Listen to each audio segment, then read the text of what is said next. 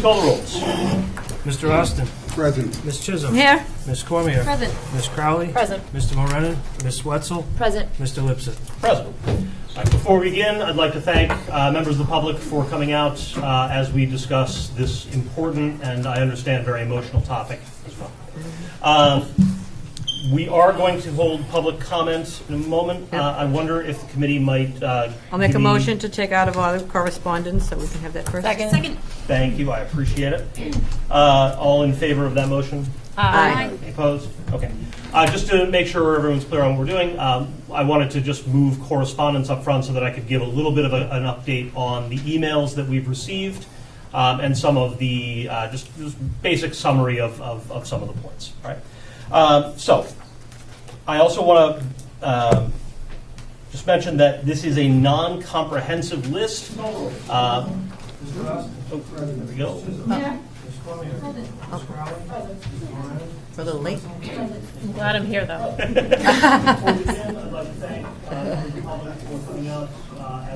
Where's Christy? She's doing it. Okay.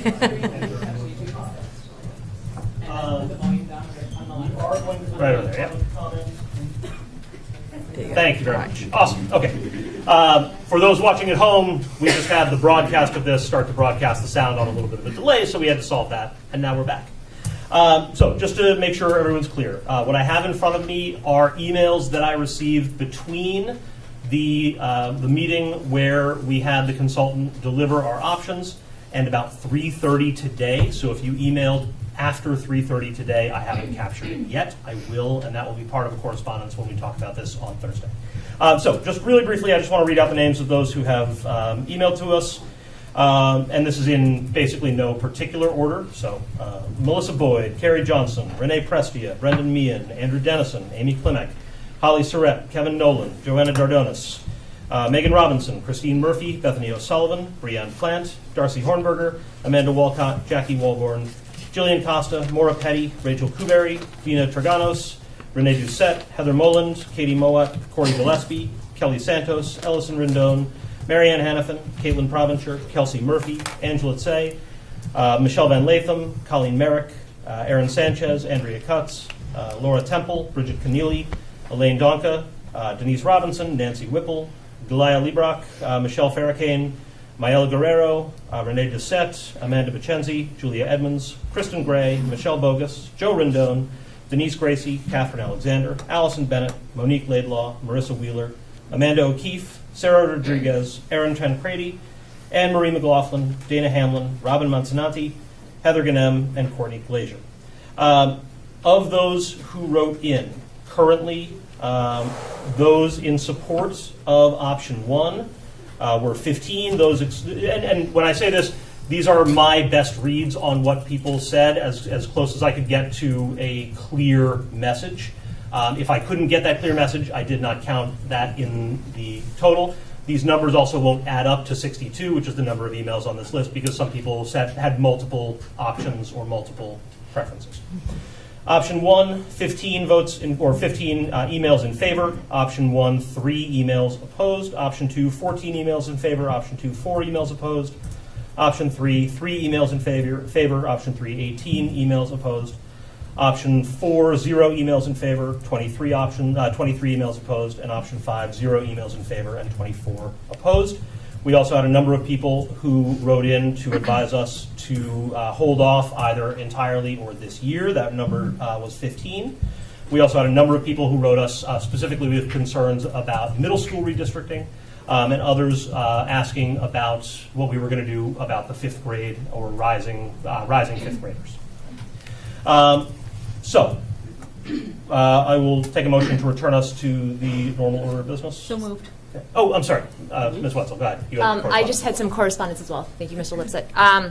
I held an informal office hours last week with the community, and it was just an opportunity for community members to come out and just chat about anything that we've gone over publicly in any of our meetings or ask questions, and just some information that I gathered from that meeting. I thought it would be important for the public to know, and I did share a document of all the questions that were raised with the school committee as well. And some general consensus briefly. The first thing was the personal touch is amazing from staff. That came out from actually a new community member, which was fantastic to hear. They're actually here for the next 3 years as their military, but they've been to multiple schools, and they said that the staff inside of ours are absolutely outstanding. So that was really nice to hear. And some of the things that also did come up, what criteria will we look at when placing staff into new buildings? How will kids and staff have closure prior to the end of the school year? What supports will be in place for children as they change buildings? The kids visit buildings over the summer if we do vote on an option. That visitation will look different than what it will look like over the course of the school year since there won't be staff inside the buildings. Do we have a transition plan for students? Have we thought about the economic impact on families? For example, it might take longer for families to get to school, or they might not be able to walk, and how will that work for working parents? Are we considering children's mental health? Anxiety and depression are on the rise, and a disruption can play a role in that. What type of meaningful training will we have from staff? As we develop classes for next year, it might be difficult to learn about new students if they're coming from a different building, and it might be hard to connect with staff members. And then lastly, when we start moving around special education programs, there are staff inside of those buildings that indirectly work with students, and it takes time to develop those relationships with those students. So that's kind of a brief rundown. And in terms of what options people supported, there appeared to be a support to wait. Most people thought we were moving a bit fast, and there was some appeared opposition to 5 due to it moving the most amount of students. Thank you. Thank you very much, Ms. Wesson. I'll entertain now, unless any other committee members have correspondence to report. Motion to return to the regular order of business. Second. All right. Any discussion on that motion? All in favor? Aye. Any opposed? Okay. So we are now going to begin public comment. I do want to acknowledge Mayor Michael Kincannon in the audience, as well as City Councilor Charles Viola from Ward 4, who is our school committee liaison. I don't see any other committee or any other council members. He's Ward 7. I'm sorry. What did I say? 4.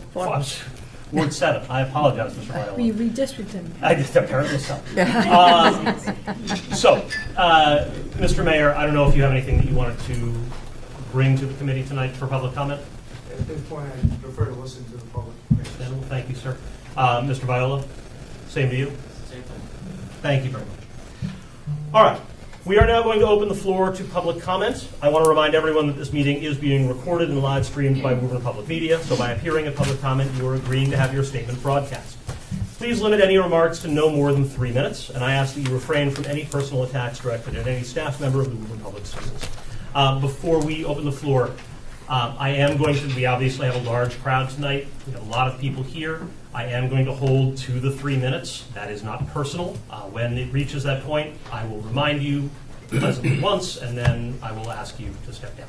Okay? It is not personal. It is not having to do with any of the remarks that people are making tonight. It is just to get us through what we need to get through. All right? So with that said, is there any member of the public who wishes to speak? Come on up. I'm not going to call on people. You can Just go. I'm a classroom teacher in my day job.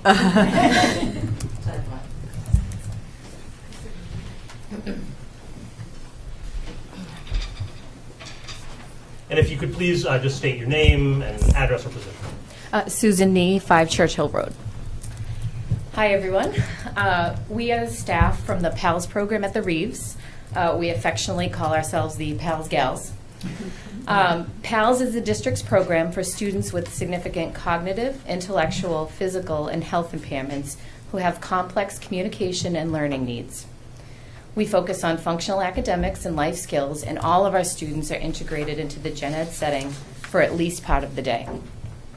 We want to start off by saying that we understand the decision of how and when to redistrict is not an easy one. All of you have been tasked with making this tremendous decision, which will impact so many students, families, staff, taxpayers, so on. We have elected each of you and put our trust in all of you to do what is right for our kids. We firmly believe that your team will do just that. Change is hard. You are not going to make everyone happy. Redistricting does need to happen. However, we are urging that these major changes be made with fidelity. The process must be well thought out. It warrants further discussion, it requires extensive planning, and ultimately that means more time. Why would we want to rush something that affects every single student in our district? For example, each of the 5 redistricting options has the PALS program moving to another building. On paper, this seems absolutely reasonable, but only if you're looking at our small number of students and you're not looking at the needs of our amazing students. We wanted to speak tonight to encourage you to consider the whys. Why it is important to remember that needs are more than just numbers. Why every single proposed change within each option must be analyzed in depth, and why the entire process cannot be rushed. And here are our whys. Currently, we have 3 4th grade PALS students who have thrived both academically and socially during their time at the Reeves. They've made friendships, they've become more independent, they've met lots of their goals and objectives. In a new setting, their independence will be jeopardized. It would be devastating for them to leave before their final year of elementary school, especially when no other students from the Reeves will have to leave due to redistricting. And if the decision is made to allow 4th grade students across the district to stay at their current schools for their 5th grade year, the same privilege must be granted for all program students, PALS, GAIN, RISE. And if the PALS program were to move to a different school, the district must ensure that all of our students' needs can be accommodated at a new location. For example, our current classroom is equipped with its own bathroom and changing table. It's an absolute necessity. It allows staff to properly and safely support students with mobility and transition issues. All of our major areas in our current building, the office, the nurse, the gym, are all on one level, which makes it easily accessible for our students who use wheelchairs, transfer chairs, and walkers. Can I just ask? Yep. Are you all planning on speaking individually? No. Okay, then I'll allow a little more time. Thank you. I appreciate it. If not, I was going to hand it off. That's fine. I understand. You had it all figured out. I'm trying to go fast. We also have 2 playgrounds at the Reeves. We have a large playground with a mulch surface and a small playground with a rubberized surface. The mulch surface can be very difficult for some students to navigate, and it can be very dangerous for some of our incoming students who mouth objects. Having flexible playgrounds options allows our students to enjoy recess in an appropriate and existing space based on their needs. Another vital consideration is nursing support. Currently, we have extra nursing support in our building to help with student transfers and position changes, to provide assistance and creativity when administering medication to non-compliant students, and to cover our one-to-one nurses' lunch breaks. There is also a dedicated space next to the nurse's office, which provides a proper and private changing area for our students with significant medical needs, and it houses specialized equipment such as a high-load table and a Hoyer lift. A new setting would need all of the same accommodations. We are urging you to be deliberate, and to make the choice to give this major decision the time and dedication it needs and deserves. It is important that the redistricting process happens, but it is more important that it is done well. We wanted to share our thoughts and concerns to highlight the magnitude of this decision and how there is so much more to consider than just making the numbers fit. Thank you for your time. Thank you.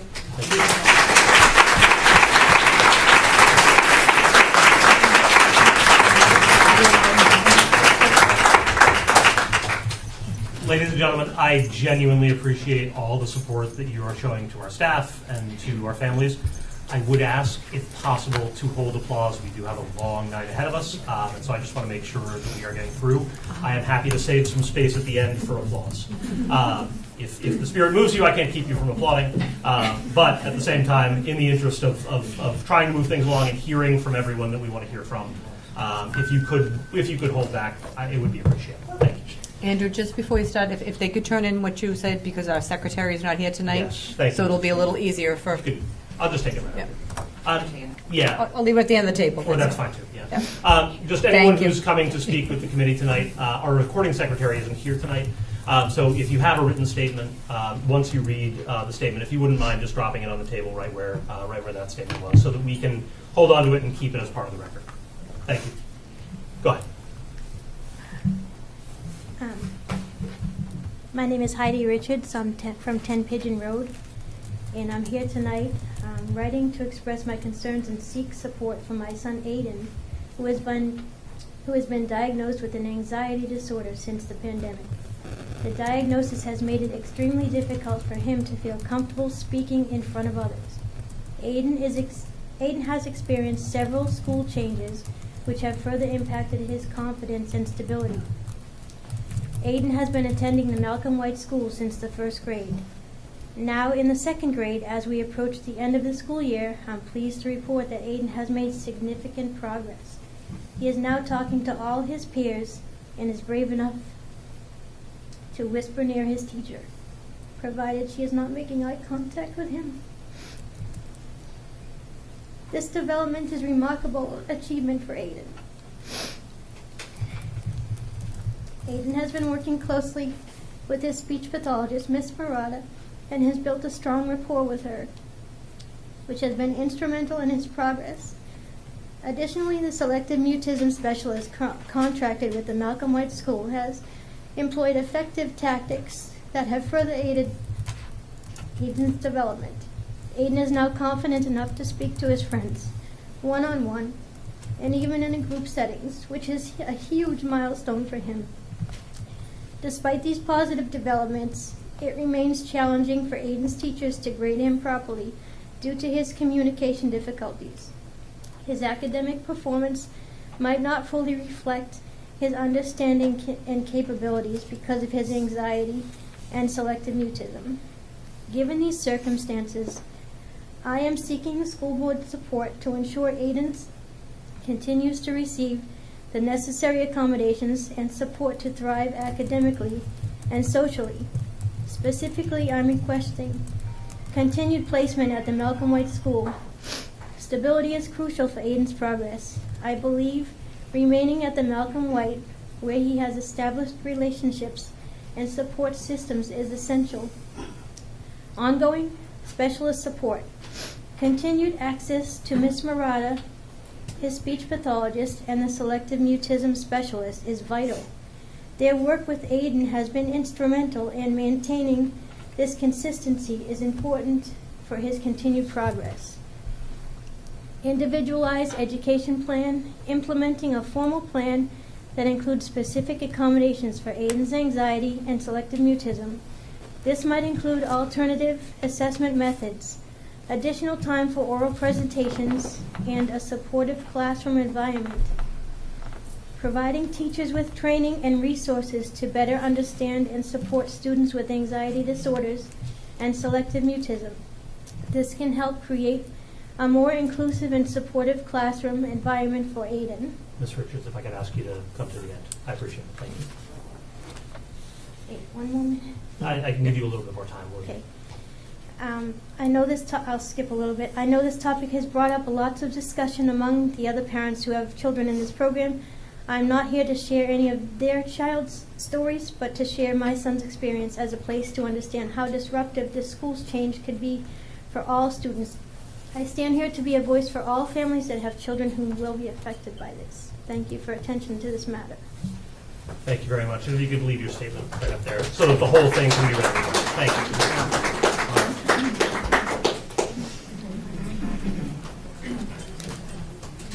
Thank you, Abby.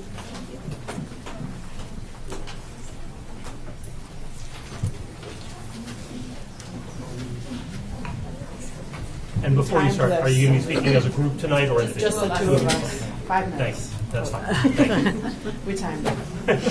The abbreviated version of what we're giving you. That is absolutely fine, and I appreciate it. Thank you. All right, good evening.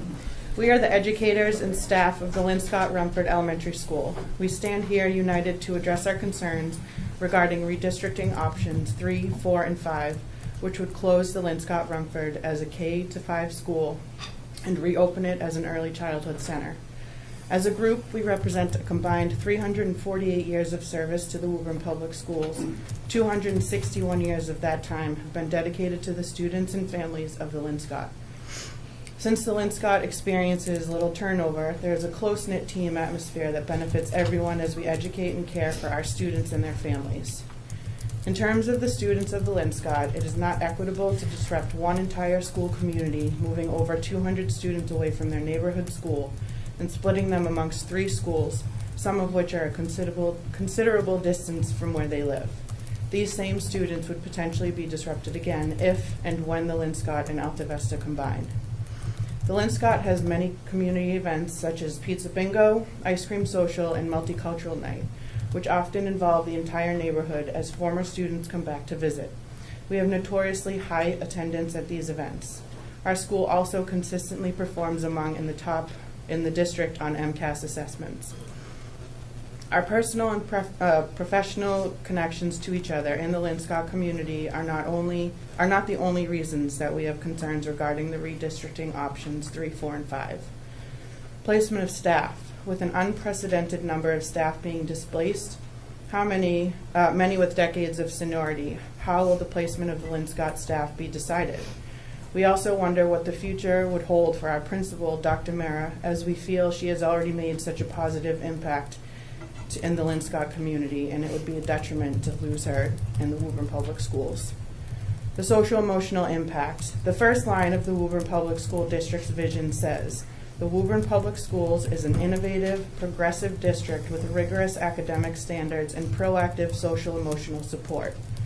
Woburn Public School District's strategic plan for equity for all students states to increase support and understanding of the social and emotional learning needs of our students and the importance of building meaningful relationships. The closing of the Linscott Rumford Elementary School would be doing the exact opposite by suddenly and unexpectedly breaking hundreds of relationships that staff have built with many of the Linscott students and families over many years.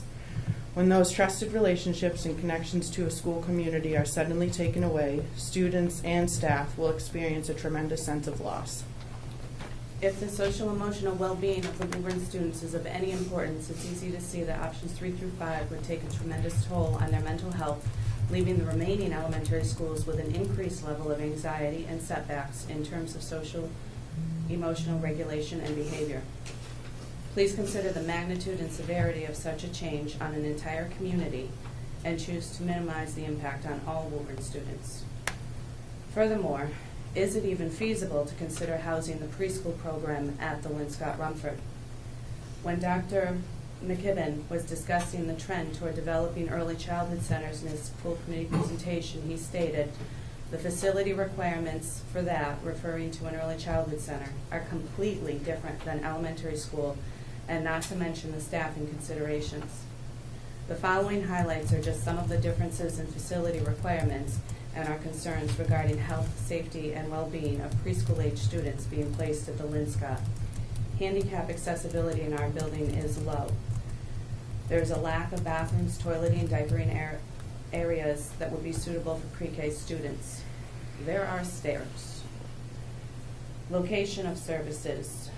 Where would related service providers meet IEP minutes to service students when they require separate settings outside of the general ed classroom? And there aren't enough classrooms for all of that.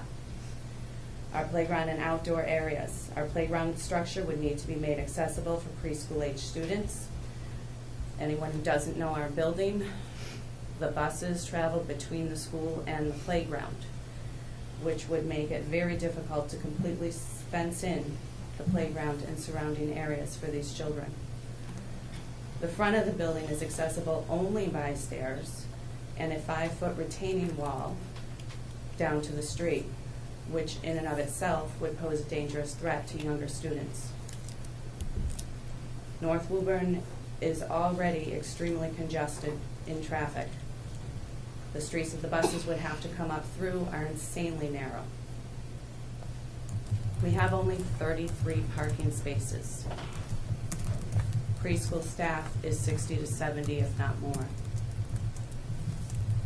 While we agree that the preschool program could benefit from being located within a single building, based on the above stated safety, health, equity, and well-being related concerns, the Linscott Rumford is not the suitable building for this early childhood center.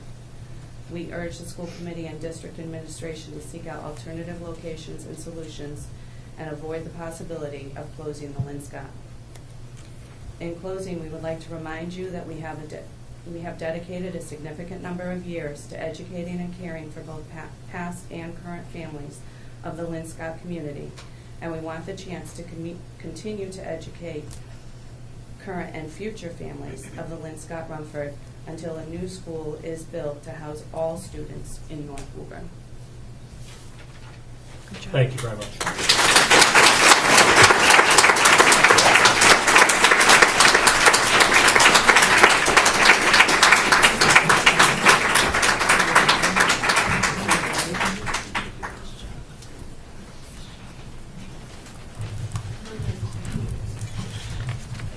My name's Nancy Whipple. I'm Gately Drive in Woburn.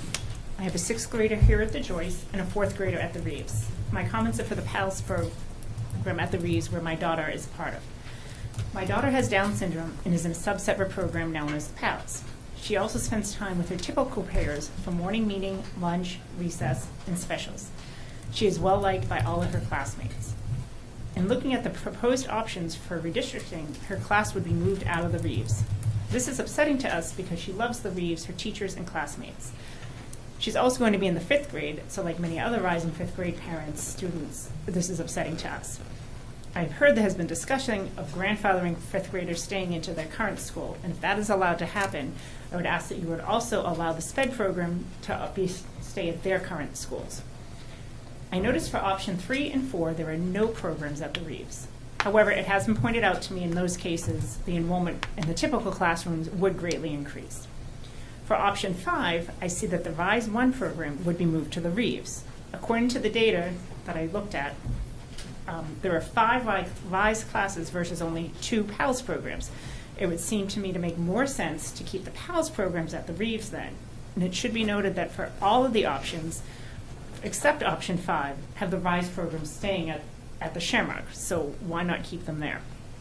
While not completely understanding everything, it seems a better option would be the following. The Alta Vista have as the assessment center, Goodyear, Gain, Herwood Wyman, Rise 2, Malcolm Light Soar, Reeves, PALS, Shamrock Rise, and the Linscott Pre-K.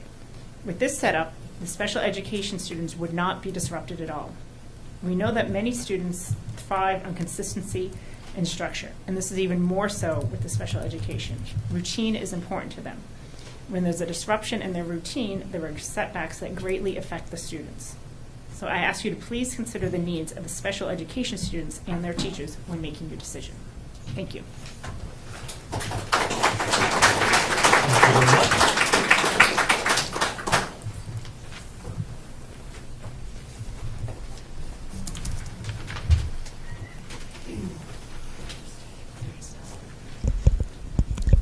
Thank you for allowing me to speak this evening. My name is Bridget Keneally, and my daughter May is in the 2nd grade at the Linscott. The Linscott is a small community of passionate parents, teachers, and students. Over the past 3 years, I've seen the community flourish and grow to be the proud school we are today. My family's made lifelong friendships that started in North Woburn thanks to the Linscott. I was so disheartened to hear of the option to still continue considering turning a self-built community into a child care facility. Being the smallest school in Woburn, many of us cannot help but think that we are an easy target and our needs are not being considered. Our children have been through a great deal of change since starting at the Linscott. Throughout their elementary journey, we faced a pandemic, a teacher strike, and now this looming idea of redistricting. While I understand an action must be taken, please allow us to welcome newcomers to the Linscott as the elementary school that we have built. I beg that you consider our flourishing community to continue to flourish and be the school that we care so much about. The constant change and distraction for both the students and the teachers is not a healthy learning mindset. It has been such a shame to see the fear in our community members before we have to backtrack and realign some of these new changes that we hastily are strategizing on. Please let us allow to communicate and commit to thinking through some of these changes in the wealth of the community of the Linscott. I propose a plan and structure that outlines and defines clear prioritizations of goals over time and not to make rash, quick adjustments that will not be in favor of the students or the teachers at the Linscott. Though redistricting has been a long discussed topic, we should not prioritize child care facilities over a flourishing community that has become a family. Allow Linscott to stay as is, the community we have worked so hard to build. Thank you.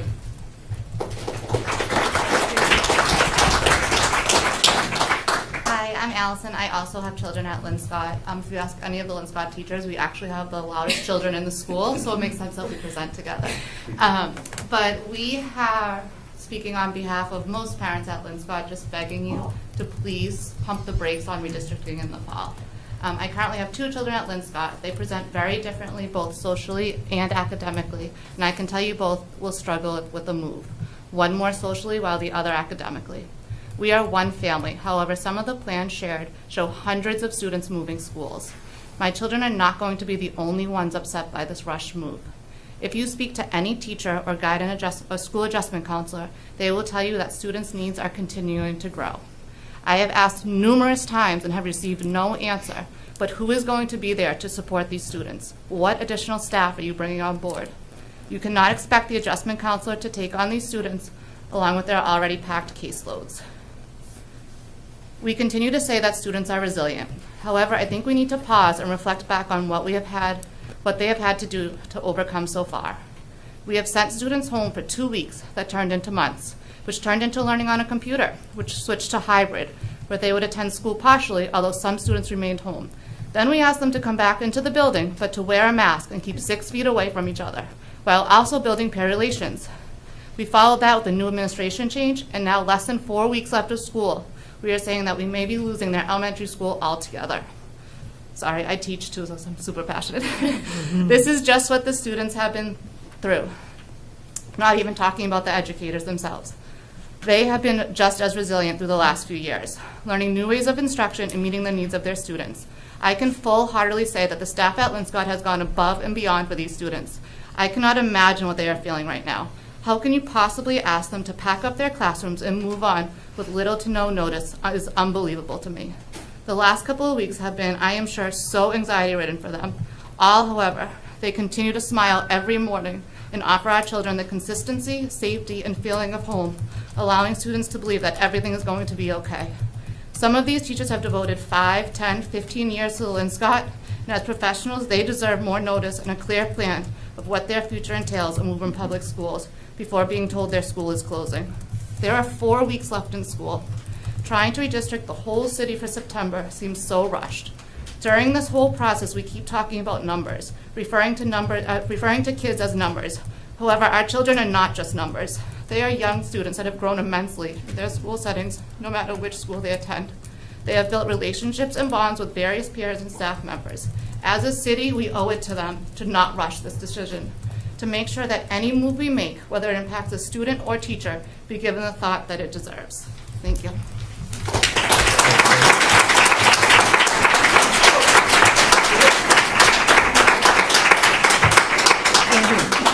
Andrew, remind them to leave their notes. Oh, yeah. I'm sorry, Ms. Keneally, Ms. Rendon? If you wanted to leave your statements up here, that would be great. Thank you very much. Is there anyone else who would like to?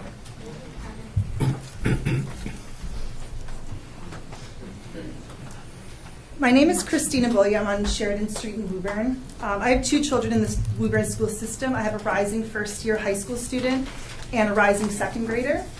A decision like this is not one that can be made lightly. I'm sure this is very difficult for all of you. I fully trust that lots of academic analysis has been put into these options, but the options are not equally practical in reality. Options 3 through 5 aren't even utilizing all the schools for K through 5, with the Linscott being used exclusively for preschool. Families with children who have special needs are already having to travel to schools that meet their needs. Changing that is going to be even more difficult for these families than for those of us without special requirements. It will just move the programs to ensure that each school has something, so they're still going to have to be traveling. My youngest has recently, within the last few weeks, been diagnosed with ADHD, learning disabilities, 3 of them, and anxiety, and he's one of many students in similar situations. This is going to be hugely impactful to him. He has already started to worry about what impact this will have on him. I'm concerned that the progress we've made this year with IEPs and 504 plans will have been, with his reading ability, is going to be regressed as he goes through the summer and being unclear of what his future school year next year will look like. Additionally, my view is that with all of the other families sharing their views, whether here or via emails or via conversations that you've had, the decision made should be one that impacts the fewest students possible. Options 1 and 2 impact substantially fewer students, with 191 and 200 respectively, where options 3 through 5 impact 564 to 644 students. I think the decision is quite simple to make. Options 1 and 2 are the only ones that really make sense if we're thinking about our students. Thank you. Hi, my name is Courtney Rafi. I have 3 boys. My oldest is in kindergarten at the Harold Wyman. We live on Sheridan Street, which is 0.8 miles from the Harold Wyman. My son previously did 2 years in preschool, and he was very shy. Drop-offs were tough, and often tears were shed. To say that we were nervous about him starting kindergarten in such a big school would be an understatement. To our surprise, this September he started school, and within a couple of weeks he was so comfortable with the school that he started taking the bus to and from school. He has grown to love the Harold Wyman, and he has gained such a new independence. The fact that we're so close to the school is an added bonus to us. When we decide that we want to have a quick touch base with the teacher, we're able to easily get him there and drop him off and just make sure everything's going well. We love that we're also walking distance and have the option to go and pick him up on nice days. I have fond memories of my parents walking me down the street to the old Harold School. Options 1 and 2 leave us at the Harold Wyman. Options 3 and 4 would send our children to the Reeves, and option 5 would send them across the city over to the Shamrock. My son has made some great friends that live over in the Harold Wyman neighborhood, and I know he would be devastated to switch schools and not be with them next year. When we bought and rebuilt our home on Sheridan Street in 2021, we did this under the assumption that our kids would be going to our neighborhood elementary school. Thank you for listening to our opinions, and I sincerely hope that you keep in mind how this could potentially affect our families and children. Thank you very much.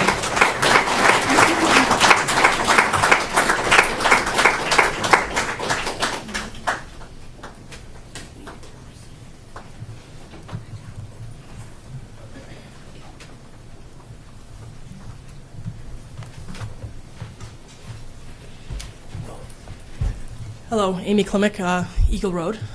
I'm here basically to kind of reiterate what everybody else has said and what everybody in the hallway is thinking and everybody in this room. We just don't have enough time, and we don't have all the pieces to the puzzle to make a real educated decision for our kids. Again, everybody knows what our already little elementary school age kids have been through the last couple years. I just really urge you guys to pump the brakes. Let's gather some more information and figure out the best way to move forward for this city. I agree wholeheartedly that, it's shame on Woburn and shame on all of us for not kind of having done this earlier when we closed the CLAP or when we closed the other schools. But we don't have enough time. It's only been a month since the last vote, and now we're going to vote on Thursday for all of these hundreds of people's kids. So I just urge you to pause and really think about what you're doing. Thank you. Thank you.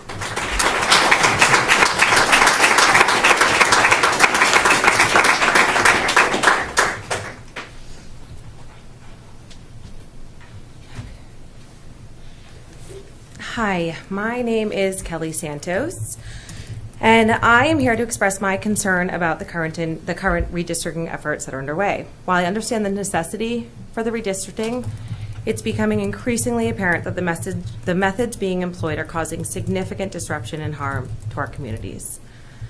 One of the most distressing aspects of the process is the way in which families are being torn apart, the families that our children have created on their own while being in their school. The options being considered seem to be ripping neighborhoods apart without any consideration for the relationships and the connections that families have built within their communities. It's heartbreaking to see these bonds being disregarded in favor of a seemingly arbitrary system of lines and boundaries. If someone had any kind of empathy or care for our children, they would look at the lines and think long and hard about the lines being drawn. My children right now, given option 5, are slated to go to a school across the town 2.2 miles away, when the Reeves School is about 1.1 miles, and our current school, the Harold Wyman, is 1.6 miles away. Nothing makes sense of that.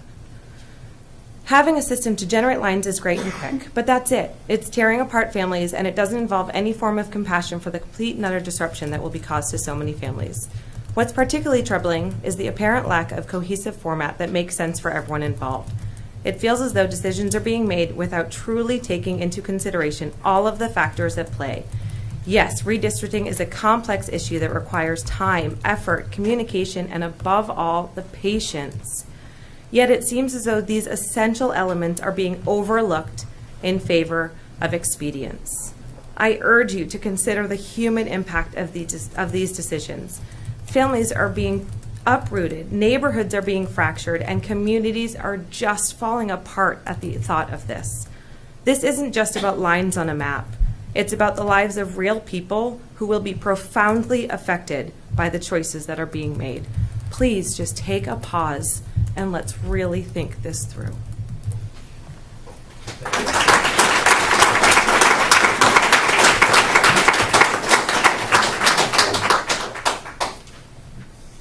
Is there anyone else who would like to address the committee?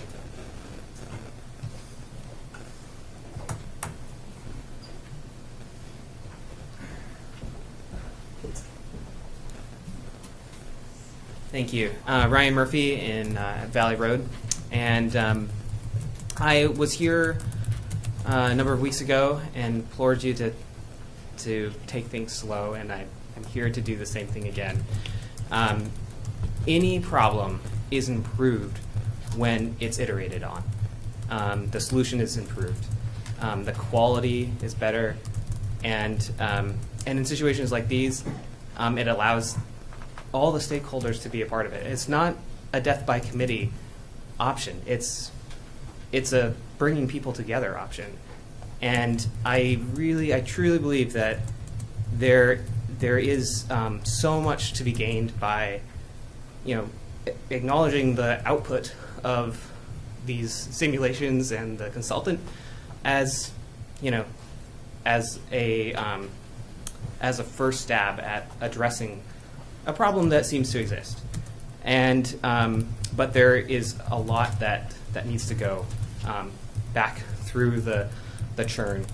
And the comments from people tonight and that I've heard through the last many weeks in my community just seems to underscore how much people truly do care and truly do want to be a part of that solution.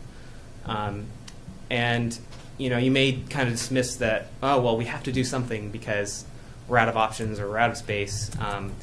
But I think that people would say, well, where there's a will, there's a way. And I think there's got to be a way, because I don't think that going with one of these options when all the different stakeholders haven't been brought in, and we've only done one iteration on this, and we need to keep going, and it's going to take some time. But I mean, Woburn's a great community, and people love it, and they want to be a part of it. So, thank you. Thank you.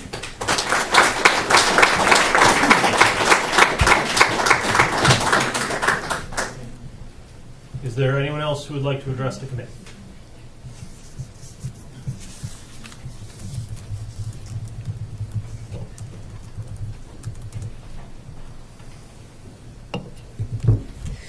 Good evening, members of the school committee, and thank you for this opportunity to speak. My name is Bernice Friedman, and a proud Shamrock School mom. Sorry, a little emotional here. My daughter is one of the 249 students currently enrolled at the Shamrock School, but she and the other students are not just numbers and data points. The school is their home away from home. I am here to oppose, in particular, options 4 and 5, because it absolutely makes no sense to split the current Shamrock School zone in half and force families who walk to school across the street from Green Street to take a ride to Goodyear School. It doesn't make sense, it doesn't make economic sense, and it's not sustainable. And it will just add to the traffic problem that we're currently seeing on Montvale. I'm not opposed to redrawing the maps for all school zones, but this process has to be done methodically within a reasonable and fair timeline. What is fair and what is reasonable? Well, when you all ran for school committee, you were given a deadline for when to submit your papers to become official candidates. And that deadline was set just under 4 months until last November election. During those 4 months, voters got to know you through candidates forum, knocking on doors, holding signs, and campaign flyers sent by mail. 4 months. Yet here we are, just 11 days after the 5 options were made public, and just 3 days away from a potentially life-altering vote for many students, families, and teachers. A total of just 2 weeks. Is that reasonable? So please, I urge you to table a final vote until you've put more time for public discussions, perhaps even have community forums at each school. Get everybody more involved in this discussion. Go beyond the 2 weeks. Let's think about this and let's do this right. Let's not rush into this. Thank you.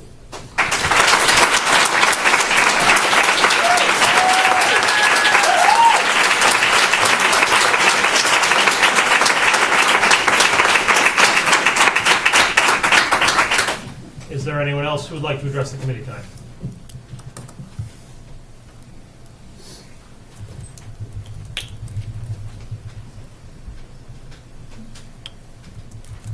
Good evening, everyone. Amy Cardoso, 29 Arlington Road, and Woburn Memorial High School English teacher. You might be wondering why I'm up here, as you might think I have no skin in the game personally. I have no children of my own in any of the Woburn public schools, and the majority of kids in elementary and middle school in Woburn funnel up to me anyway at the high school, no matter where they live.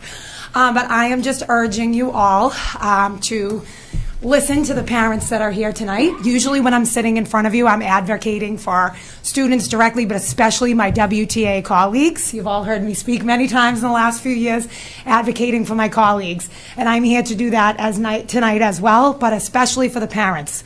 I was so moved last year during our strike to see how many parents had our back when we needed you. So please know that there are many educators in the Woburn Public Schools that are not even at the elementary level that now have your back. So thank you all.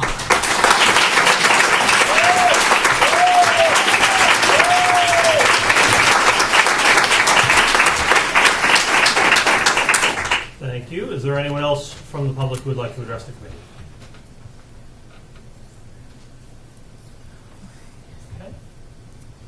I am not seeing anyone. Last chance. Okay. Oh, go ahead.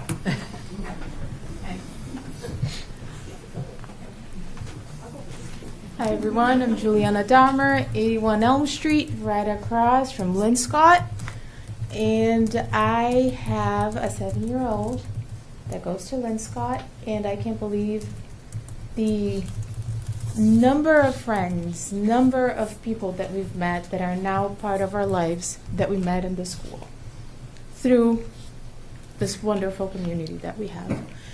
And I just want to let you guys know, please, just know that our children, they deserve better.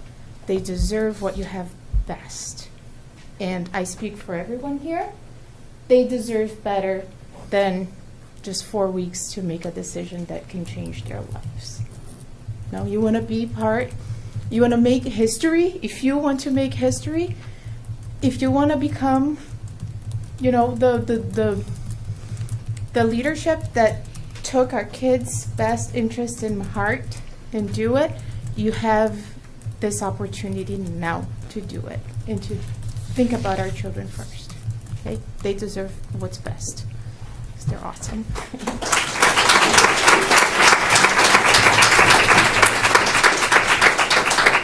Thank you. Is there anyone else who would like to address the committee?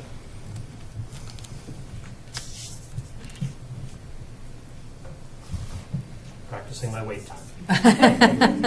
Pregnant pause. All right. Seeing nobody? Okay. So we are going to close public comment now. Okay. Thank you, first of all, to everyone who spoke with us this evening, for sharing your thoughts, for sharing your feelings and your passion with us. We appreciate it. Thanks to everyone else who joined us tonight to watch and to keep track on the discussion here. Dr. Crowley, I believe you have a short statement to read as well. Yeah, I do. Thank you. Good evening. For the past few years, we've been struggling with space issues across several of our elementary schools. As has been detailed through resource subcommittee meetings and here at the regular school committee meetings, this capacity issue, as we have discussed, has led to shuffling programs around the district to accommodate the growing needs, including our preschool program, expanding from the Shamrock into the Reeves, our special ed program, and a large number of students who have just moved into the district. Ongoing conversations from previous years as well as this year even included the possibility of leasing space for our preschool or portables. As a result of these conversations with the school committee and the need for an immediate solution for September regarding space issues at several buildings, the recommendation and the vote of the school committee in March directed me and my administration to operationalize redistricting. It was at that time that I engaged, at the direction of the school committee, a consultant, McKibben Demographics, who we heard from recently, and Cropper GIS to complete this analysis on behalf of the district. I will say that while this project is within the timelines to complete a redistrict, most districts do take more time to complete this process from beginning to end. Given the timeline we were tasked with, we of course did not have the opportunity to involve as many stakeholders as we would have liked, and I am appreciative of this special meeting tonight to be able to hear from many of the community members who spoke. As superintendent, it's my responsibility to fulfill the request of the school committee. I'm appreciative of the work of my team here to assist the consultant in getting him the necessary data expeditiously, despite the many reservations, unknowns, and a very short timeline. I want to remind everyone that the role of administration is to provide information. Tonight, we will help to answer any questions that you may have about options, but it's not our decision, it's not my decision. And we've worked very hard to remain impartial and provide feedback to you with questions that you may ask. With that being said, please know that we don't take any of this lightly. We know that this impacts real people and that change is disruptive for all of our community members. Additionally, I should note that while the school committee indicated their desire to explore solutions that would disrupt the fewest number of students and provide equity, at the city level, we were also asked to explore solutions that would provide equity, maximize efficiency within contractual limits, and save taxpayer money. This information was shared with the consultant.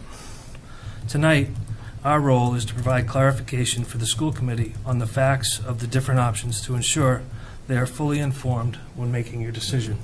I understand you're not making a decision tonight.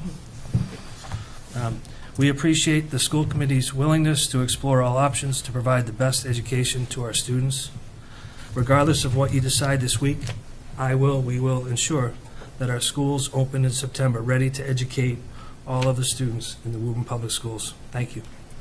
Thank you, Dr. Crowley. And I just want to take a moment before we begin discussions to publicly thank our administration, to thank Dr. Crowley, to thank Ms. Young, to thank Ms. Ryan, to thank Mr. Dizio for their tireless work on this issue. This was a topic that the committee brought to administration in response to a number of clear space needs in our elementary schools. And our team has worked, in some cases, literally around the clock to try to put these needs into context and into plans that we can then deliberate on and move forward on. We don't take this task lightly. We understand the impact that this has on families, in some cases, including our own. We also recognize that there are very real needs that are impacting our students in our buildings right now. And so our requirement is to look at all of these, to think about the words that you shared with us tonight, to think about the words that weren't able to be shared with us tonight from those who aren't able to join us or aren't willing to join us, but whose kids are nevertheless impacted by a lot of what we are dealing with today. So with that said, what I'd like to do is invite committee members to ask any questions to administration that may help them approach a decision that includes seeking information or asking clarifying questions. Is there anyone who has any questions for administration? Well, I'll open it up. When we got this packet sent to us, it all looked very pretty and the colors were wonderful. But the more I looked at it, the more questions I had, the more concerns I had. Hence my vote at the budget meeting about the school committee and putting the $500,000 cut that we were supposed to be saving back in so that we can put the brakes on this and we don't suffer any staff reduction by that cut that we had agreed that we would take with the idea that we would save money for redistricting. But I don't think that this is going to help. And I think that we're doing it too fast, and I think that we haven't even realized the expenses that we will incur even to do what we would like to do. No one wants to do that, no one wants to say that, but I just think that, I have the support of the school committee and putting that money, the $500,000 that we cut out, back into our budget, and I hope we can keep it there and that we don't have to make a $500,000 cut to our budget. And it will be a cut, because any reduction is a cut. So I just want to make sure, we don't even have a number yet for our budget, so it's kind of throwing out everything to the wind. But I will honestly say that I do support, taking a break and just getting some more information on this. And because if we do number 2 that we had some support for, we don't even know the staff that we're going to have or the busing additional costs that we're going to have. And I think until we have those numbers, I think we just need to take a pause. That's me. Okay, thank you. Ms. Watson. Hi, I wanted to thank the administration as well for all the work that they've done. I know it's been tremendous amount of work, and thank you to the public here tonight who spoke and those that were just here in support of those that spoke or just here to learn. I sent a variety of questions to Mr. Lipset over the weekend for you, and some things that jumped out at me specifically. One of the things was looking at the ECP and how those numbers of students moved wasn't included in the total number of students moved. So I think it's important for the public to note that's missing 206 students, I believe, off the top of my head. It's actually in my meeting notes for later. But that was just something that I thought of, and something that I thought of based on a lot of the conversations I've had with the public would be what a transition plan would look like for students and what a transition plan would look like for teachers and how would we support those students and staff and what type of closure would they have. And also, should we not move forward to vote with the redistrict, what would a plan B look like for us to be able to open our doors in the fall? Those were some of the big questions. I had some others, but to start with those. Perhaps we can take a pause and see if administration has any input, potentially first on the transition plan. Sure. I'll feel free to add in. So the question was, do we have a transition plan for students and staff? As of right now, no, we do not have a transition plan. We would work with everybody, all stakeholders, to develop a transition plan. I understand the question.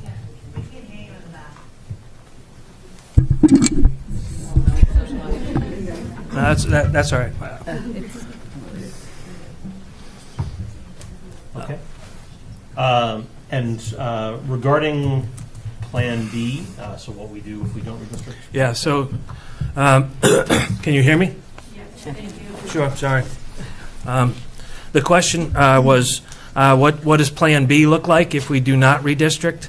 And so I think our Plan B looks something like this. The place where we have the most immediate need is at the Harold Wyman Elementary School. They are full, and so predicated on class numbers for next year and enrollments, we would need to make some changes at the Harold Wyman to open in September. We would move the RISE, or the option would be to move the RISE 2 program to the Alta Vista for September, and that would open up enough space to open the Harold Wyman. Keep in mind that the RISE 2 program just moved to the Harold Wyman this year. The potential impact is specials may need to operate in classrooms if this option happens. The other schools that we have space capacity issues at are the Malcolm White. Again, I think the principal came and spoke at one point. It really comes down to the number of ML students that require pull-out services, and we would ostensibly look to transition the library at the Malcolm White to small group instructional setting so that those needs could get met. It also may mean that specials operate in gen ed classrooms. And the Goodyear is the third building in which we have capacity issues. I would say that the Goodyear would maintain status quo where pull-out instruction is happening currently in hallways, and specials may need to operate in gen ed classrooms. Thanks. It might be a good idea to open just for questions regarding that, because this is information that I think public is very interested in. Are there any questions regarding what happens if we don't choose to redistrict in our schools?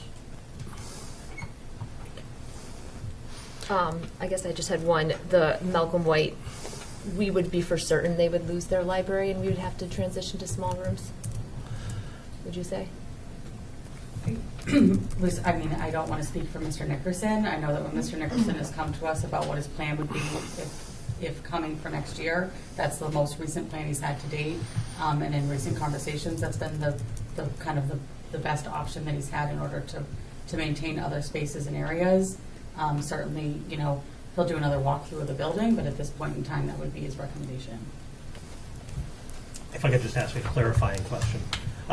Does this assume steady enrollment from this year into next, or does this basically what might happen if we did see an increase, not along the lines necessarily of this year, but an increase in terms of student population?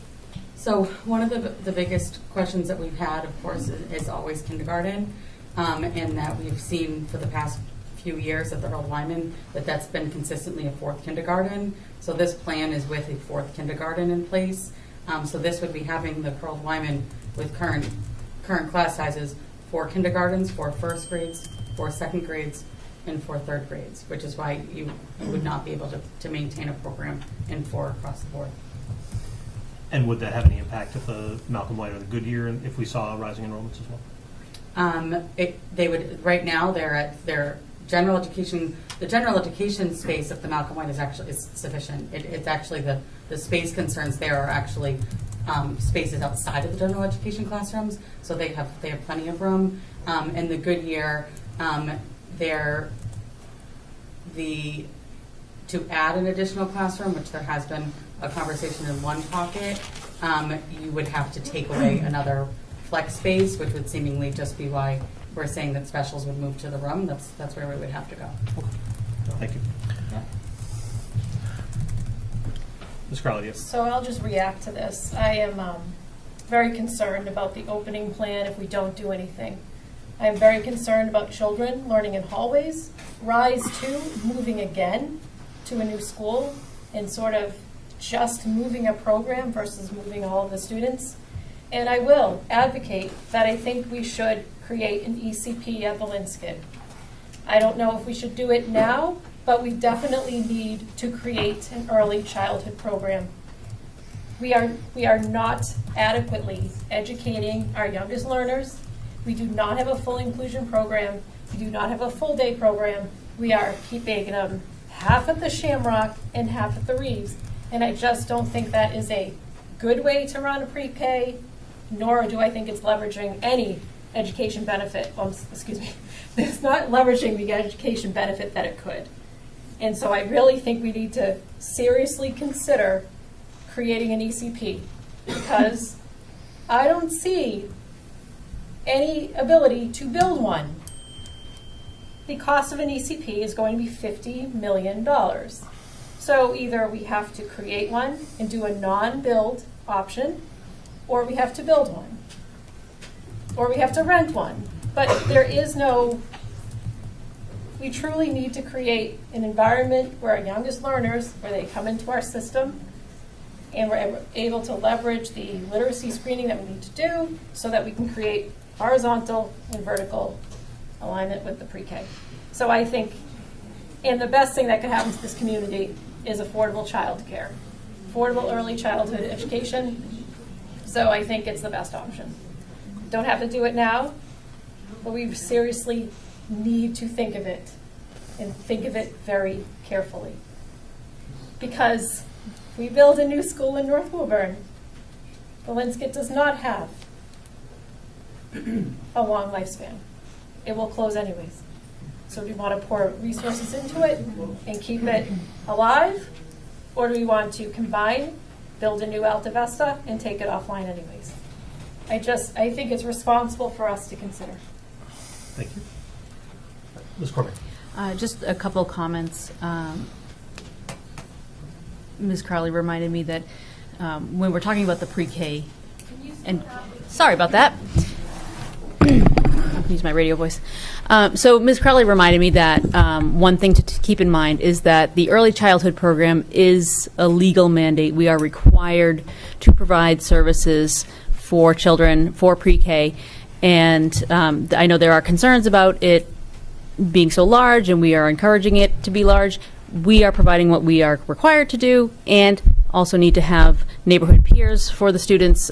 So I don't want anybody to think that it's a cash grab or anything like that. Secondly, there was the mention of the 500 students that came in this year that left us about 350, and ML students were also mentioned. I think it's also important to mention, in case there is any confusion, that our newly arrived families, also known as the migrant families, gave us 70 students throughout the district, and they are not to blame for the space issues that we have. Thank you. Thank you very much for that. Ms. Watson. I had a question on kindergarten enrollment. I know we don't know how many kindergartners we'll have in the fall, but do we have sort of a guess on what that might look like based on current registration and where it's tracking from last year or years past? At this point of the year, I mean, they're trending around where they are. It's very unlikely that you're going to see the actual number. For example, like the good year, typically. We can't hear anything. I apologize. So our numbers trend as they normally would. We're never going to see full classroom sizes of kindergarten until we open in September. So we're looking at kindergarten numbers up through the end of August, and we've tried very carefully over the past few years to not kind of look at our June numbers and make decisions off of our kindergarten, and we try to maintain what the schools have been, and for the most part, our elementary schools have maintained from the previous year. If it's been 3 the previous year, it's been 3 the next year, but our numbers are around what they would typically be at this point of the year. I can tell you that we've had over 200 registrations for kindergarten so far. Thanks. Any other questions on the opening plan for next year? Mr. Chisholm. Well, I just want for clarification so people will know that when we talk about the specials not having a classroom, it's the Art on the Cot will be back. And it's ironic that it's our 3 newest schools that will be affected by that. So I just want people to remember that, and that's something that that's the reason we got these schools built, was because that's what we were doing.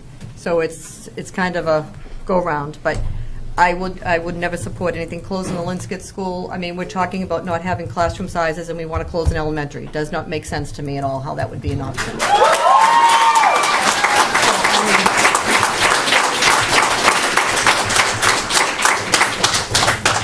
That's the best time I've ever had. So anyway, but the Linscott was my kid's school, so I have a true passion for that school. Except the 1 year that my son went to the Wyman, and we were redistricted. So I lived through that. We survived but it's a school that is a very close-knit school. And I do think if we even think about making that to an early childhood, we're going to spend millions of dollars making it into an early childhood. So I think before we jump the gun and think we're going to do that, we need to investigate and find out what the cost to that would be. I would love the idea. I think it would be wonderful if we could do it. But it's not it's not mandated for us to make it full day early childhood yet. I know there's communities that are starting that, and good for them. They must have millions of dollars that we apparently don't have. So, but I just think that we need to just take our time and realize that we will be affecting a lot of families by doing anything besides 1 or 2, which I don't agree to do either. But I think we will have problems. We'll have difficulties. There's going to be tough decisions to be made. But we will do it. Woburn is very, very good about sticking together and pulling as a team, and we'll do that. And I'm sure the staff will do what they need to do, and they'll work their magic as they do every single day in our classrooms. So I just think that there's a lot of work to be done, but I think that we just need to stick to what we need to do and keep all of our elementary schools as elementary schools. Thank you, Mrs. Schuman.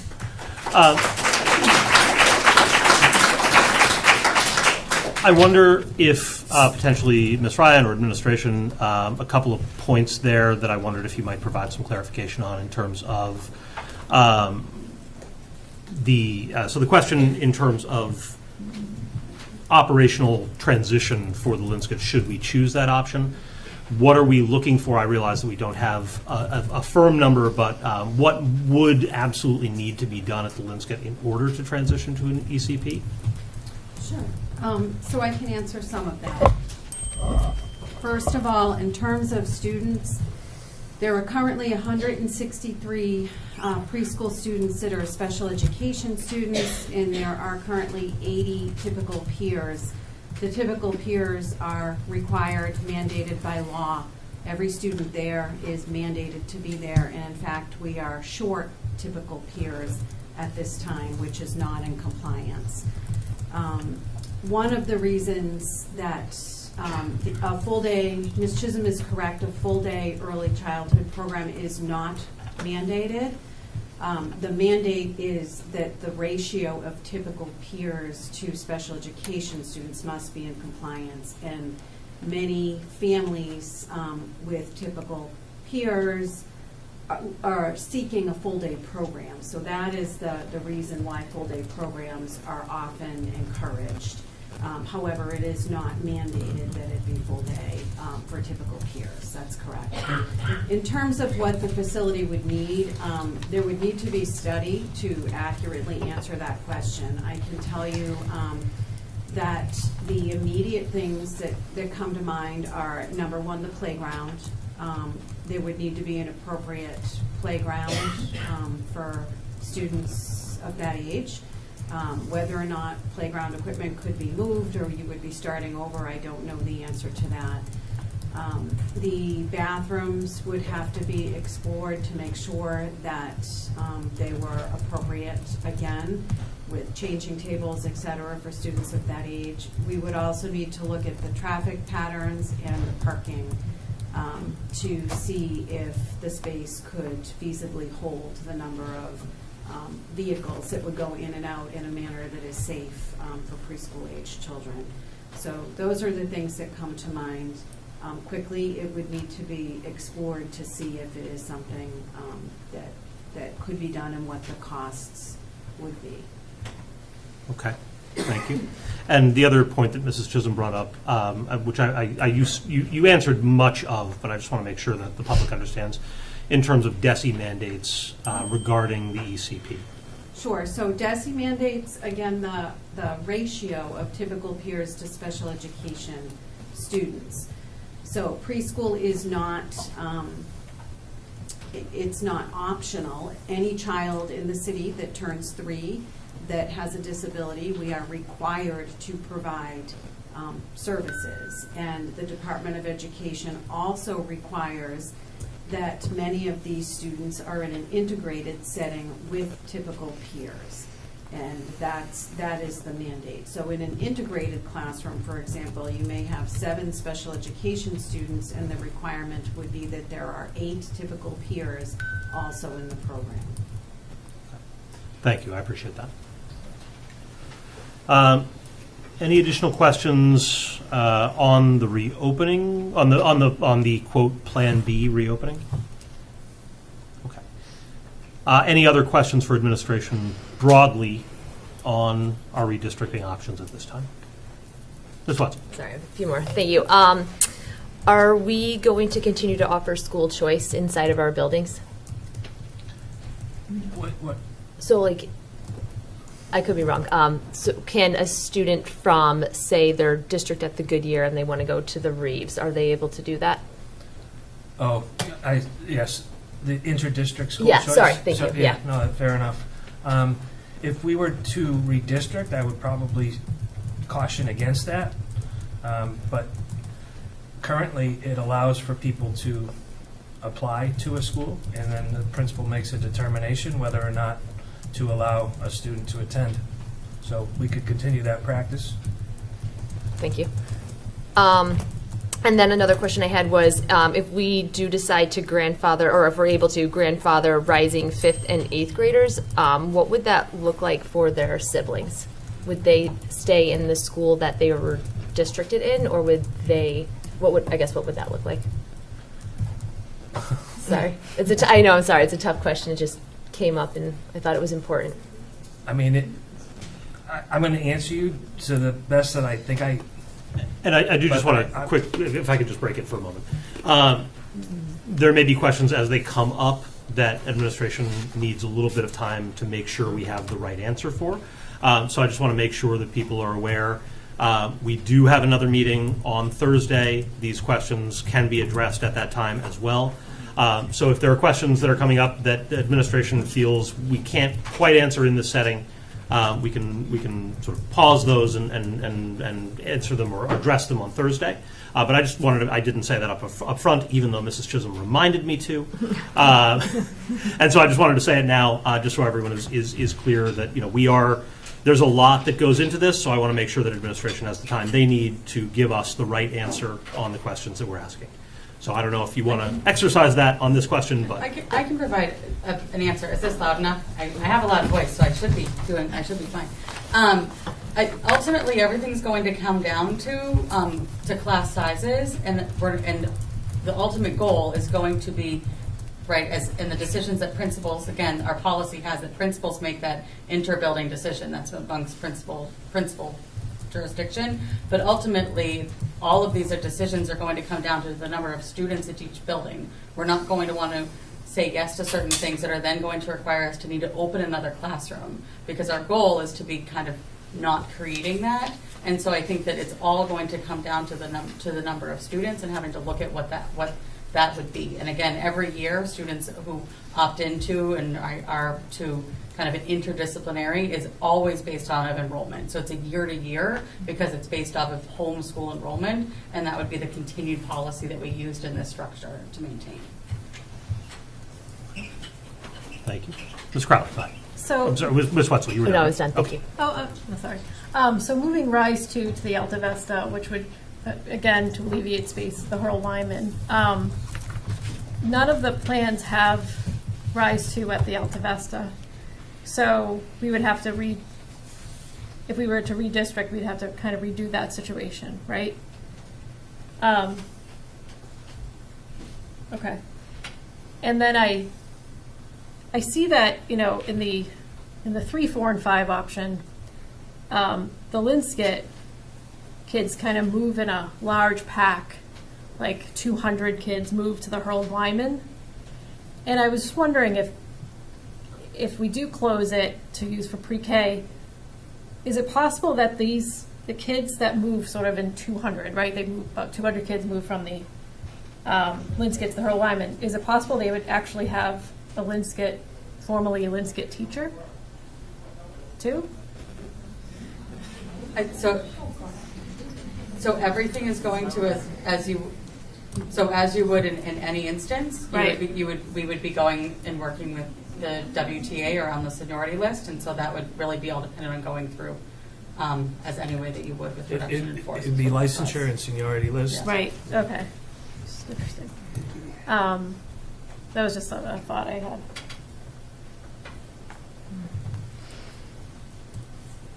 in the instruction in the hallway, like what does that look like? So it's largely small group instruction, reading specialists working with small groups of kids. They have spaces. Sorry. Small group instruction, they have spaces set up in the hallways to pull students out and work behind curtains, whether it's reading specialists or speech language, etc. That's what's happening currently at the Goodyear.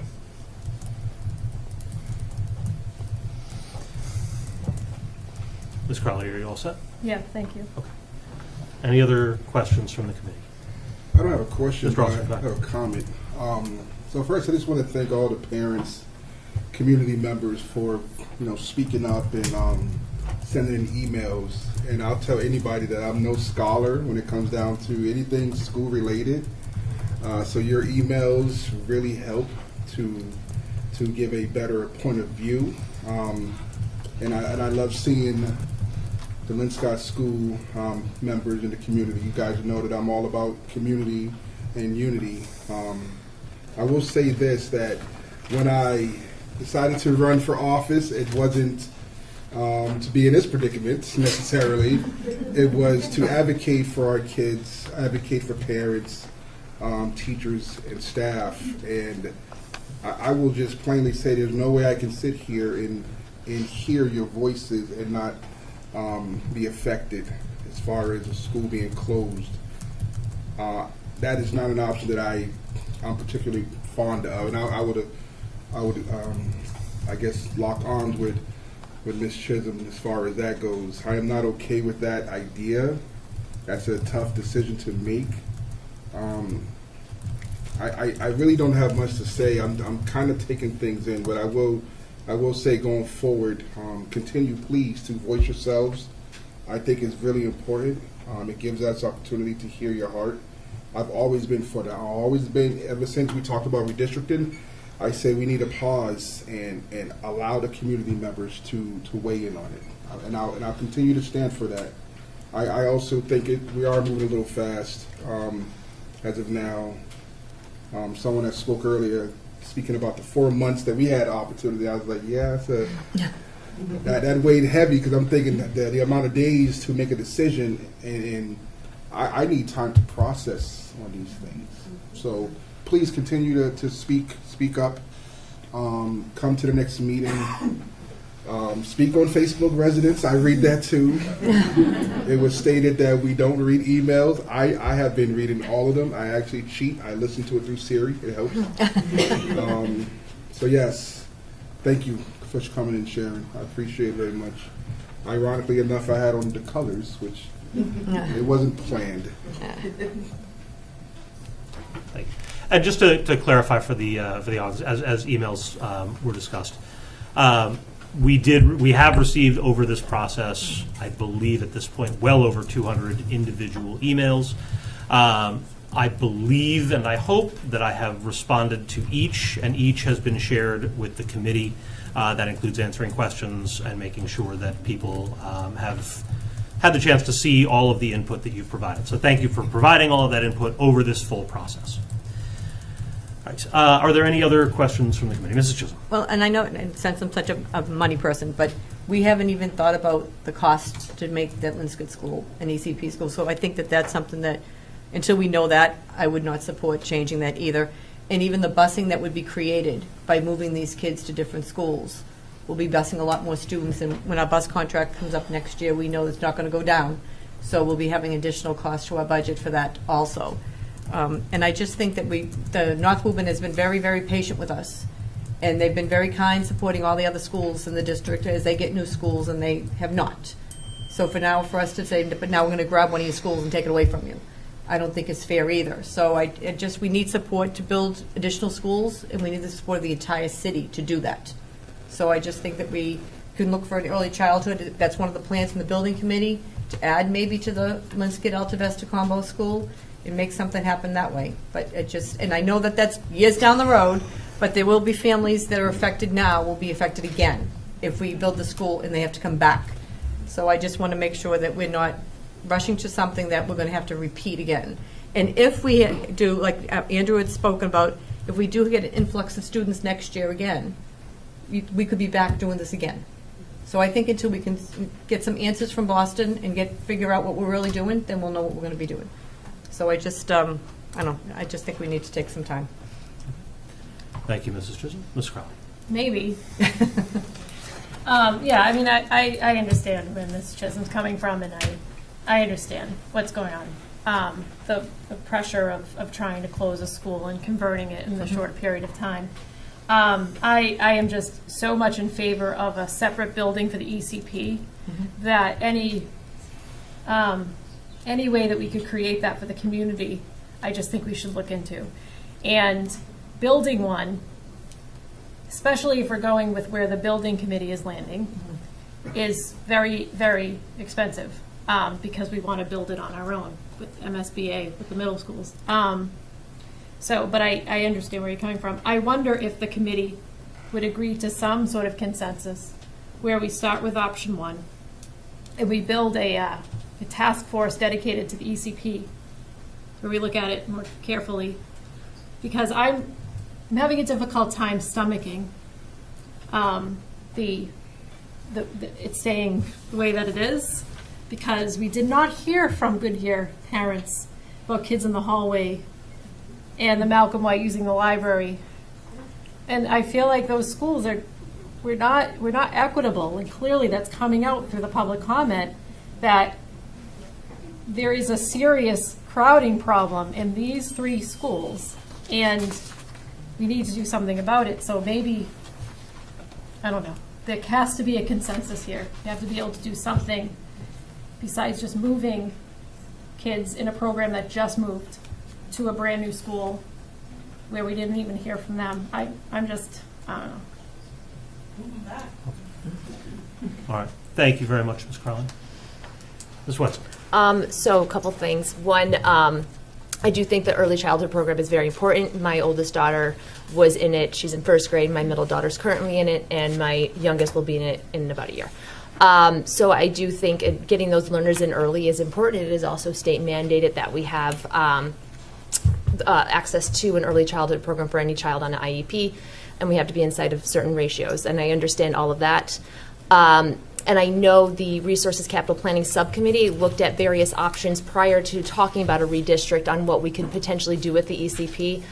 Some of those were portables. Another one was maybe leasing space out, moving the program. There was various options, and we decided not to move forward with those because we logistically weren't sure how we would make that happen.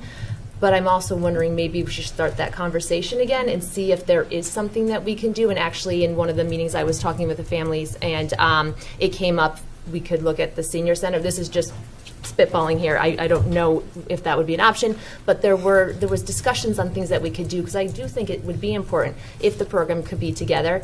I think it would be just more cohesive. It would be a great team, and parents could feed off of that as well, and so could the staff, and then you wouldn't have providers traveling back and forth to buildings, which takes up time, money, energy, etc. That being said, closing a school to make it into an early childhood program and moving that many students, and specifically in option 5, moving every special education program but one, I feel is very disruptive.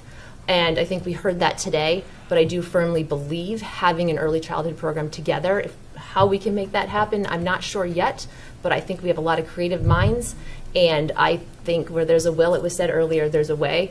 Not sure what the way is, but I know there's certainly a will. Thank you. Don't touch the senior center.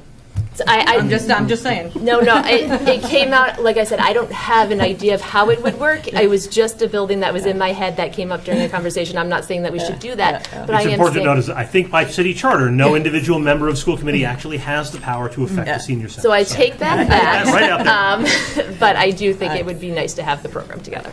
It doesn't have enough space. Right. Okay, and it doesn't have enough space. Thank you. You're welcome. That clears that up. And I do also want to acknowledge, the mayor's office has been involved in a lot of these discussions from the start, and looking for options, looking to try to find ways to mitigate some of the early childhood center issues, as well as to look for efficiencies through redistricting. And the senior center was one particular option that was discussed early on. And again, in no space, there were some others that were sort of talked about a little bit, and I don't know whether or not those are things that we might wind up revisiting down the line, but certainly those discussions were had and didn't ultimately go anywhere in this round. Are there any other questions from the committee right now? Okay.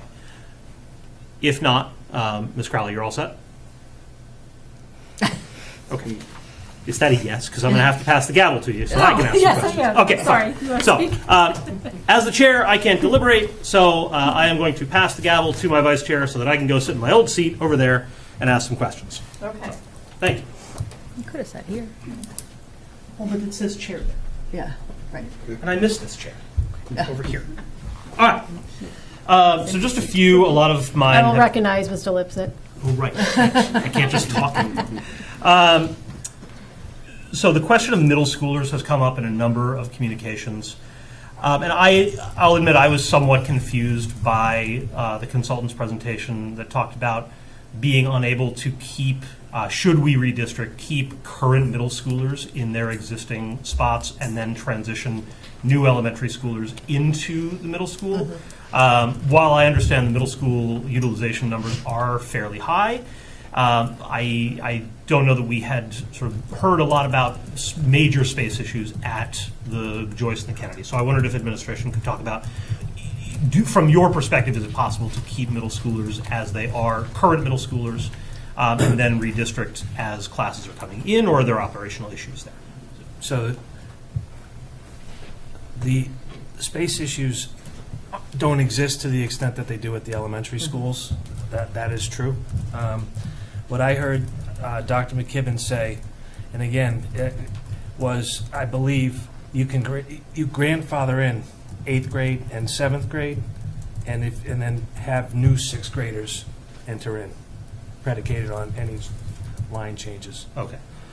So potentially current rising 6th graders and below would wind up using the new middle school lines, but current people in the Joyce and Kennedy now potentially would not be affected. That's right. Okay, very good. Thank you. One of the things that concerns me about option 1 and to a lesser extent option 4, Dr. McKibben talked in his presentation about looking at our demographic categories. So looking at, for example, low income or particular racial categories as being a potential problem if they were 15% above district average. Looking at the options that we have, both options 1 and 4 give us a fairly large increase in our low-income student percentage at the Shamrock specifically, which is already one of our schools with the highest low-income population. Those numbers would put us above 15%. I believe option 1 was somewhere in the 58% range, whereas our current district average is 40.5%. The option 4 was somewhere in the 57 range. I wondered if you could speak a little bit to what that means for a school, what that means for Title I funding for a school, and what are maybe some of the unforeseen impacts of increasing our low-income population at one of our schools that already has the highest number. Sure. I mean, I can start a little bit. I think that, right, and one of the reasons that we've talked about is that as the lines were drawn, is that the less that lines changed, right, the more that kind of the percentages didn't shift based off of kind of the pockets. In terms of funding, the Shamrock is our highest Title I funded school, and so what I would imagine is that it would continue to be, at a higher percentage. What it does in terms of the district is that the more one school is higher than others, from that part is that the Title I funding is first allocated to the greatest area of need, and we fully fund there, and we go down. So it would be more funding allocated to one building, as it should be. If the need is the greatest in one school, then we should be funding that school accordingly, which typically means more staff. And I think really as we've talked about, kind of the changing demographic of Woburn, and the more that neighborhood schools are maintained, that is something that it's very kind of common in cities, is that you're going to see kind of those disparities. And really, it's just a matter of kind of what the committee's kind of I guess feeling is on that. It's not kind of a thing that we don't see in different communities, but it certainly would be us kind of shifting the balance in a different way. Thank you. I do have, since I get to actually voice an opinion for once here, I am very concerned about, we already have a couple of schools where we have a higher percentage of low-income students, where we have a higher percentage of racial minorities. I am deeply concerned that some of these options increase that issue rather than decrease it. I will note, I understand community input on option 5. I understand potential operational questions that remain on option 5. Option 5 does the best job of making sure that we are having equitable schools for our vulnerable populations. And I think that that's something that we need to voice in this space now, because it is not something that I've heard from the community at large. It is not something that I think is potentially known by the community at large. But it is a major inequity that we face and that we could potentially be deepening should we choose options other than, I believe option 5 is the one that handles this the best. But that is a major concern of mine. Another question I have, if we don't move preschool classrooms from the Reeves and the Shamrock, what longer term, either next year or in 2 or 3 years down the line, what constraints are we going to face in those schools? I would expect that in September we will need to add a class at the Reeves to go from 8 to 9. And it is certainly possible that we will need one more at some point during the year or for the start of the following year. The preschool numbers continue to increase. But again, we don't know until we see the students that turn 3 and come in, and whether or not they qualify as special education students and what the students need. But I would expect we would be adding a class in September, and it is reasonable to think that the following September we might need an additional class. Okay. And what do we have in terms of available classroom space at the Reeves to accommodate that? Are there going to be other ripple effects in terms of specialist rooms or other movements that we can expect from the Reeves if we hold steady on that as well? So the whole kind of puzzle piece has been the general education enrollment and then the number of classrooms of any other programming. And at the moment, the enrollment for general education at the Reeves has been on a kind of a decline. And so we've been, this past year, it was down 1 classroom, and that will maintain for the following year in terms of enrollments. And so I think it really matters. Again, it's a little bit of the Hope Lyman story too. It's that it's kind of, we're looking at it at one piece in time, and it's kind of always evolving, and we're having to kind of take that look. I think that's, one of the things that redistricting had sought to do was to find a way to have more of those kind of available bubble rooms and flex spaces remaining in schools for that time. I think it's really a matter of, at the moment, it's okay, but we can't really predict the future, right? So that sounds very similar to some of the stuff that got us here in terms of we are able to move programs and be okay for now. We don't necessarily know about next year or the years to come. Okay. Let's see, that was answered. Just making sure that I don't have anything else. Okay. I think that my other questions here have been addressed so far, so I think I'm all set, Madam Chair. Okay. Are we moving back? Okay. Yes. You can take your gavel back. Yep.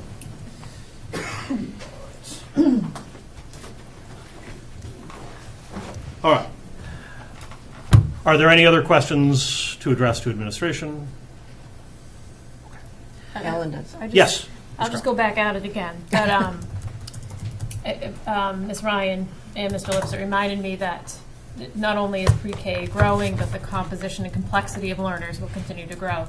And then we will not only need space for the ECP, but also potentially more substantially separate programming and more classroom space, because preschool classrooms have a much lower student ratio. And so we can't, like when we look at seats for 3 and 4-year-olds, it's not like you can look around the district to redistrict those kids. You actually have to have an ECP, actually have to have specific classrooms. So I think we will seriously run out of space, even though we are, I think we'll run out of space even if we make these plans for next year. And I think we'll be in a dangerous position. Thanks. Thank you. Any other points on the committee? Okay. Seeing none, we do have subcommittee reports. I put this on the agenda tonight because I understood that the student services, which met on Friday, might dip into redistricting as a topic. So I wonder if Ms. Wetzel, you might be able to give us a report on the redistricting portions of that, and we can save the remainder of it for a subsequent meeting. Absolutely. Yeah, so that felt, can I just talk about the redistrict, or do you need to talk? Okay, so just the redistrict part. So there was a CPAC update, and Ms. Cotton, the president of the CPAC, had 2 questions directly related to the redistrict, so I'm just going to read her question and then the response. Question 1 for Ms. Cotton. What is the plan for adjusting FTEs for resource teachers, RSPs, and BCBAs given potential shifting of special education programs within the various redistricting options? Some of the points include significant size population swings for some buildings. And Ms. Ryan answered, we have not figured out a plan yet as to how the staff will be moved inside the district. We do not need additional staff. It would be a relocation of current staff. We may need to divide teams depending on how the kids are moved and what plan is selected. And question 2 from Ms. Cotton. Option 5 moves every elementary special education program besides Rise 2 to another building and is the one option that splits the assessment center away from Gain.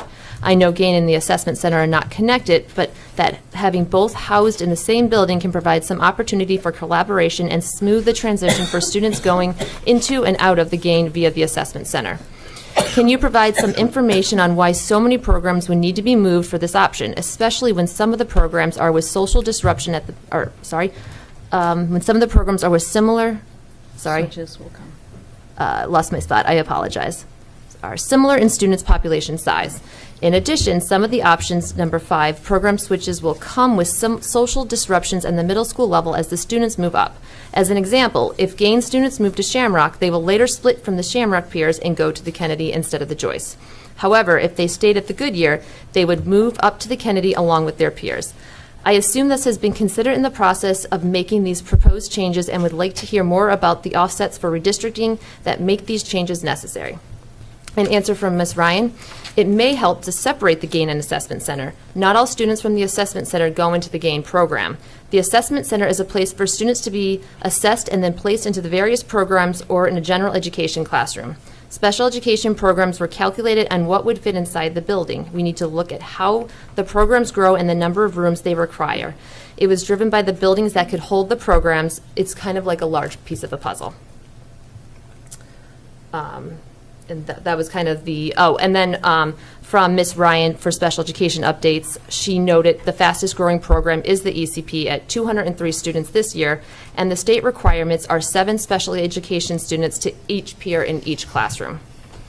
And then briefly about our special education programs as relates to the redistrict. Rise 1 and 2 are leveling out. There are 10 classrooms between the 2 programs. Gain has come a long way. There are fewer restraints, and a big shout out to Mr. K for doing a fantastic job at the Goodyear. SOAR is expanding. We struggled with staff, but we're working very hard to find the right teacher for these students. And then for kind of redistricting, it would be helpful for the budget for kindergarten classrooms to be co-taught, and this could potentially help include more students into a fully inclusive classroom versus having to go to a sub-separate. And those were the redistricting updates. Thank you. Thank you very much. All right. Can I add one clarification to that with respect to struggling to find the right teacher? That's not a reference to present teachers. It's a reference to staff opening classrooms, yes. Sorry. Our teachers are incredible. I will make sure to note that. I apologize. That's how it was said in the meeting as well. That was me writing it down. Thank you. I appreciate that clarification, Ms. Ryan. Thank you. All right, so we have already taken care of correspondence tonight, so that brings us to adjournment. Motion to adjourn. Second. All in favor? Aye. So we are adjourned. Members of the public, thank you so much for coming out. I hope that you've learned some things about the questions that we're dealing with here. We will have another meeting on Thursday. That meeting will also include public comment. I encourage you to write me more emails. I have received many. I have enjoyed reading them. I have enjoyed answering them. So bring them forward, and then we will take a look. We will hear from public comment on Thursday, and we will approach a vote or an action on this topic. Thank you.